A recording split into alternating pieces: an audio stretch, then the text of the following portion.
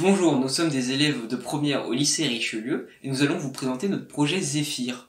Dans ce contexte de pandémie, afin de combattre la Covid, il est indispensable de savoir quand aérer. Et notre dispositif est là pour répondre à ce besoin à l'aide d'un système de captation de CO2. Notre but était de créer un dispositif prédestiné aux enfants en maternelle et en primaire, d'où l'apparence de fleurs, et cette fleur indique si une pièce a besoin d'être aérée ou non à l'aide d'un système d'inclinaison et d'une LED. Les deux systèmes de communication sont contrôlés par la carte. La carte reçoit le taux de CO2 via le capteur de CO2 NDIR, un capteur infrarouge choisi pour sa robustesse et sa fiabilité de mesure. Le premier système de communication se fait via la LED RGB, pouvant changer entre le vert, le jaune et le rouge et traduisant trois paliers de taux de CO2 bien distincts.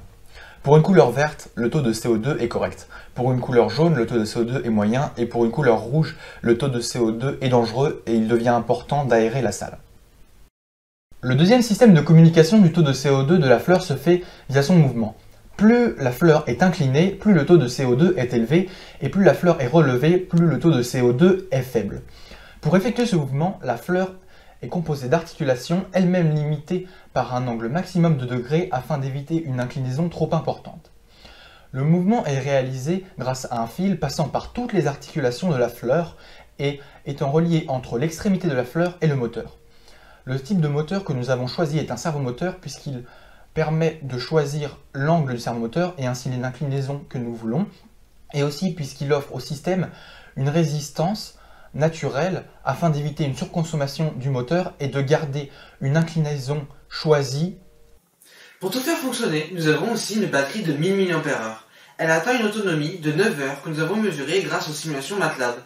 Nous avons visé une autonomie de 8 heures pour les 8 heures de cours d'une classe de primaire. De plus, la fleur peut servir aussi à responsabiliser les élèves alternativement. Ils doivent penser à charger la fleur à la fin de la journée quand elle n'a plus de batterie. À l'intérieur, nous avons aussi une carte Uno qui est peu chère et peu énergivore. Et dessus, nous avons mis notre programme en C qui est personnalisable pour les élèves et donc doit être facile d'accès. Donc, dans le programme, il y a 3 parties.